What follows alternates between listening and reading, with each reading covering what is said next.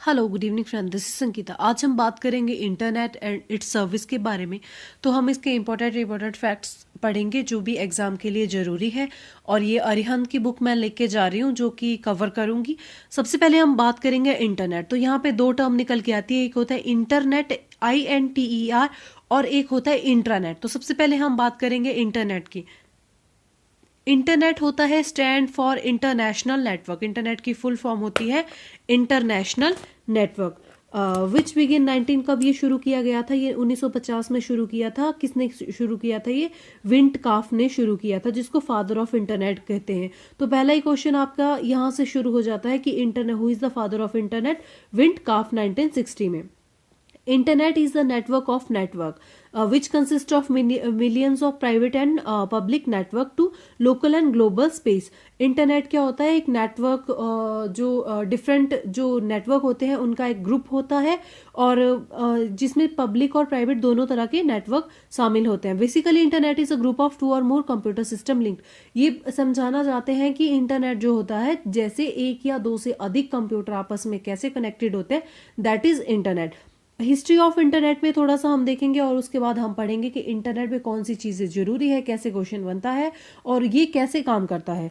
History of internet में सबसे पहले इन्होंने कहा था कि 1969 में कैलिफोर्निया में लॉस एंजल्स में की एक ARPANET की स्थापना हुई। जो सबसे पहला वर्ल्ड का फर्स्ट नेटवर्क था वो ARPANET था।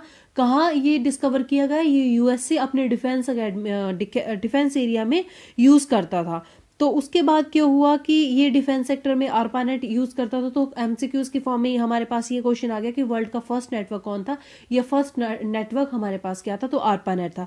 उसके बाद क्या हुआ कि धीरे धीरे ये NSF नेट भी का भी मतलब न्यू प्रोड्यूस हुआ। अनदर फेडरल एजेंसीज, एक और एजेंसीज ने NSF नेट को प्रोड्यूस किया। तो ये NSF नेट क्यों कामयाब नहीं हुआ? क्योंकि ये सिर्फ एकेडमिक रिसर्च में ही काम लाया गया।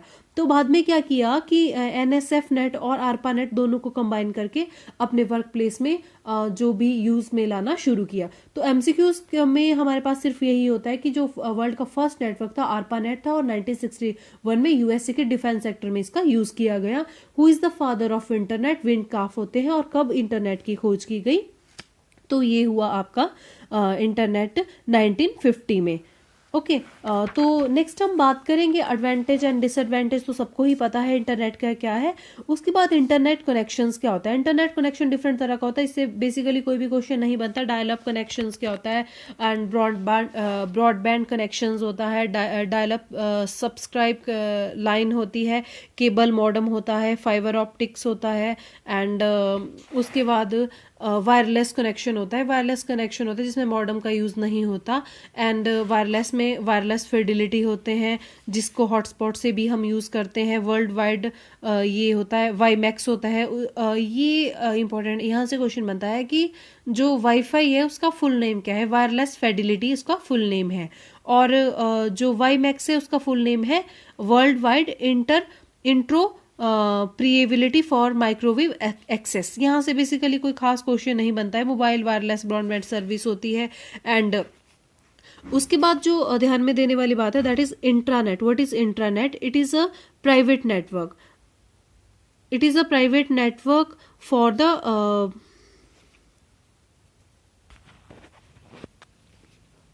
intranet is a private network for the internet tools. Here you can see INTRANET, intranet.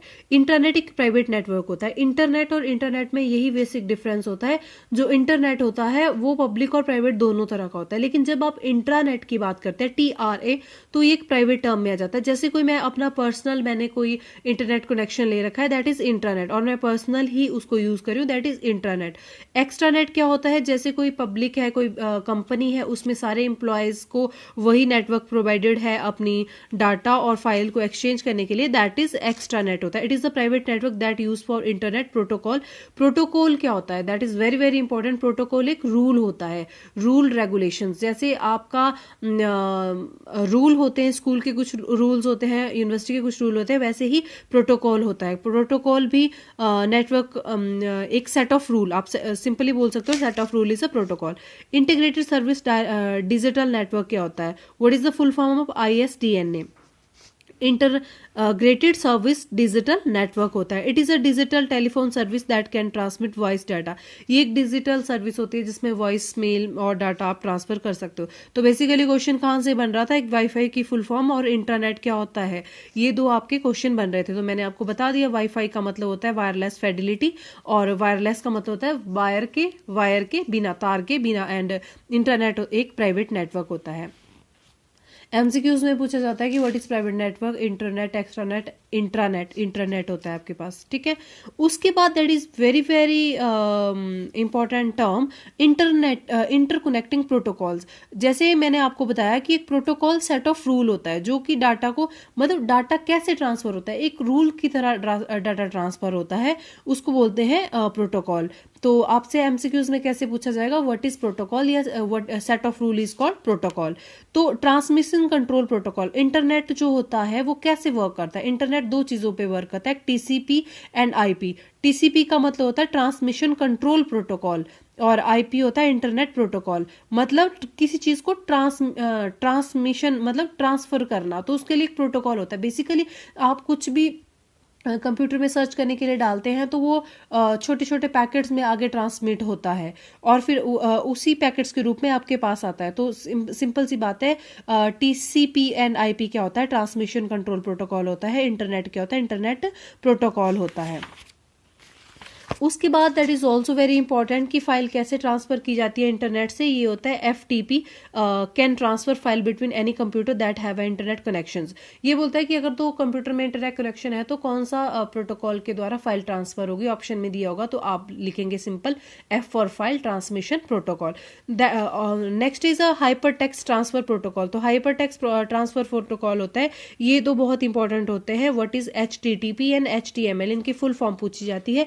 HTTP क्या होता है? हाइपर टेक्स्ट ट्रांसफर प्रोटोकॉल, ठीक है। ये करता है कि define how message are formatted and transmitted. ये कहता है कि कैसे मैसेज को आप फॉर्मेट कर सकते हो, आगे ट्रांसमिट कर सकते हो वेब के थ्रू।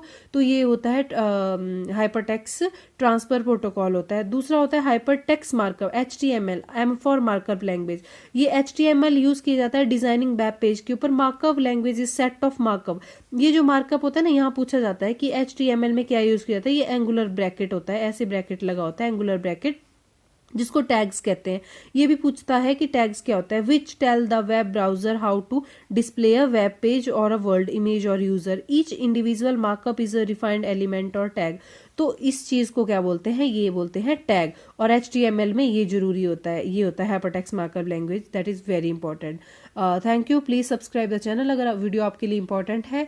नेक्स्ट पार्ट में हम जो इंटरनेट के बारे में चीज़ें बच गई हैं उसको डिस्कस करेंगे, और थर्ड पार्ट में हम इसके रिलेटेड सारे MCQs डिस्कस करेंगे, जिससे आपका सारा क्लियर हो जाएगा। डिटेल में मैंने डिस्कस नहीं किया हुआ है क्योंकि ये बेसिक चीज़ें हैं जो सबको ही आती है, और ज़्यादा थोड़ा समझ के हमें ज़्यादा प्रैक्टिस पे ध्यान देना चाहिए। तो इसीलिए मैंने ज़्यादा डिटेल में डिस्कस नहीं किया हुआ है। Thank you.